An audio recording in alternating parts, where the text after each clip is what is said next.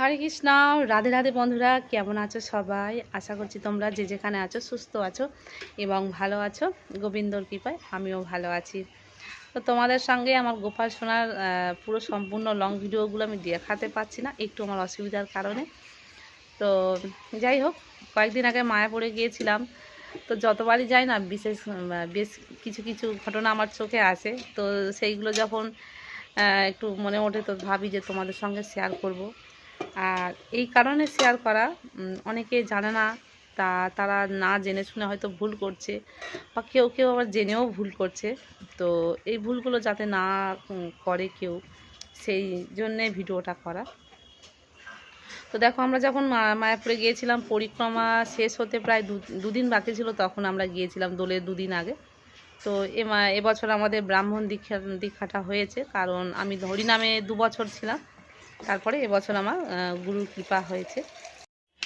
তো ওখানে দু তিন দিন আমরা যখন একটা হল রুমে ছিলাম, তো একসঙ্গে অনেকেই ছিলাম, আলাদা করে কিন্তু রুম পাওয়া যায়নি, কারণ এত প্রচণ্ড ভিড়। ওখানে মাঠে বড় করে প্যান্ডেল করা হয়েছে, সেখানে অনেকজন করে থাকা হয়েছে।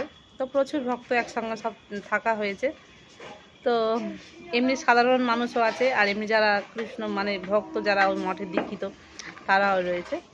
তবে আমি বেশ কিছুক্ষণ, দুদিন পরে আমি বুঝতে পেরেছি।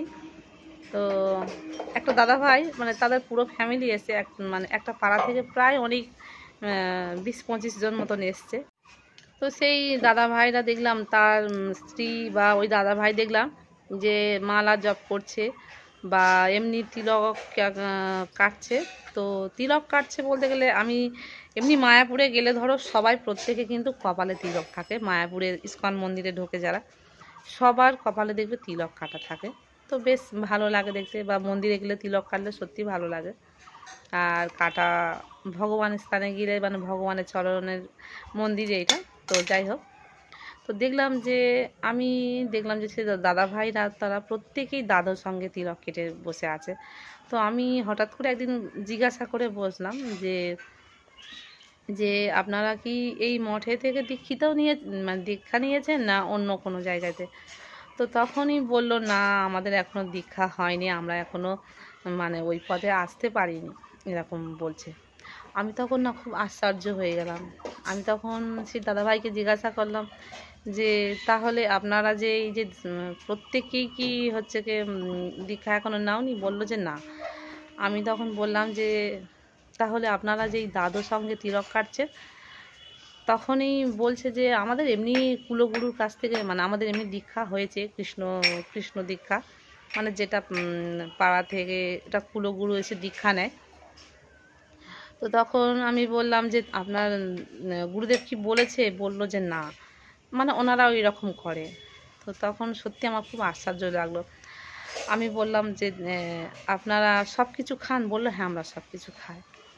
তো দেখো, একটা কথা বলছি, সে দাদাভাইকে আমি বলেছি, আপনি যে এই যে দাদুর সঙ্গে যে তিলক কাটছেন, এর মাহাত্ম্য কি জানেন? তখন বলল যে না, আমরা এসব জানি না। আমি বললাম যে এটা কিন্তু, এই যে দাদুর সঙ্গে তিলক, 12 জায়গায় যে তিলক রয়েছে, এই তিলকের কিন্তু প্রত্যেকটা আলাদা আলাদা করে নাম রয়েছে, মানে মন্ত্র বলতেও পারো।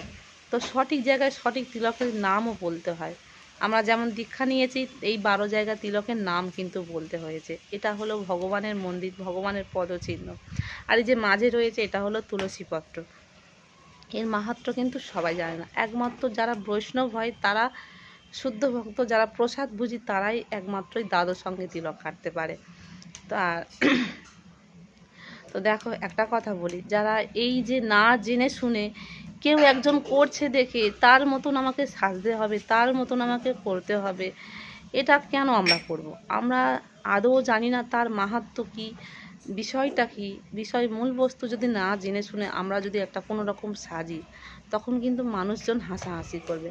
আর সবথেকে বড় কথা, মানে যেটা, ওই যে ব্যক্তিটা, ওই যে দাদা ভাই, উনি যে দাদুর সঙ্গে তিলক যখন কেটে বাইরে যখন একটা বিড়ি সিগারেট খাবে, তখন মানে আশেপাশে মানুষজন দেখে বলবে, দেখো, হয়তো হঠাৎ করে মানুষ, তো আমি যেমন বুঝতে পারিনি, তখন অন্য মানুষও কেউ বুঝতে পারবে না, বলবে দেখো সাধু হয়ে আর বিড়ি সিগারেট খাচ্ছে।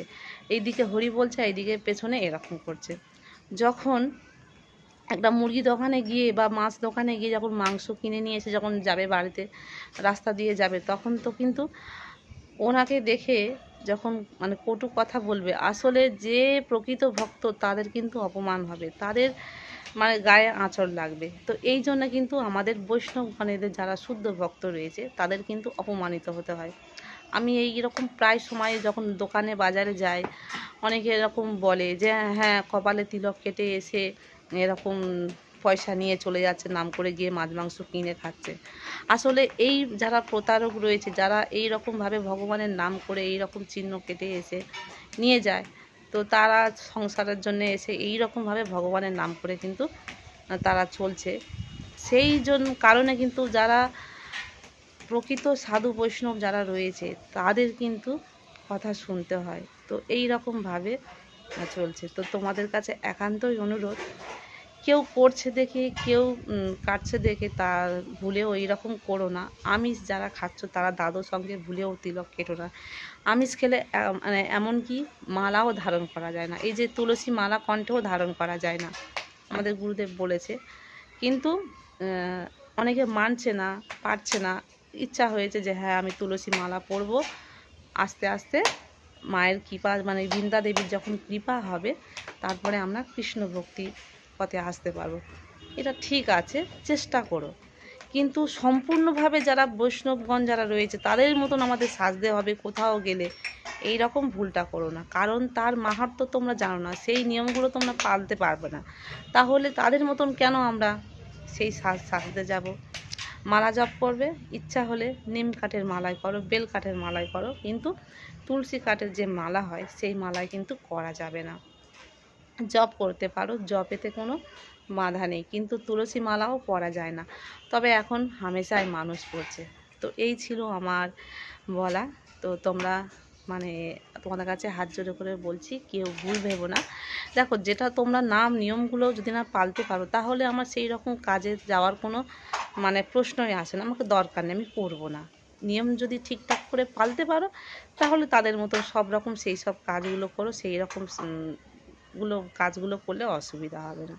এদিকে তুমি মাছ মাংস ছাড়তে পারবে না, এইদিকে আবার ভাববে যে আমি কোথাও মন্দির যাব, আমি সাধুদের মতন সাজবো, ধুতি পরবো, মানে পরবো, মাথায় টিকি রাখবো, কিন্তু এদিকে হাতে বিড়ি সিগারেট রয়েছে।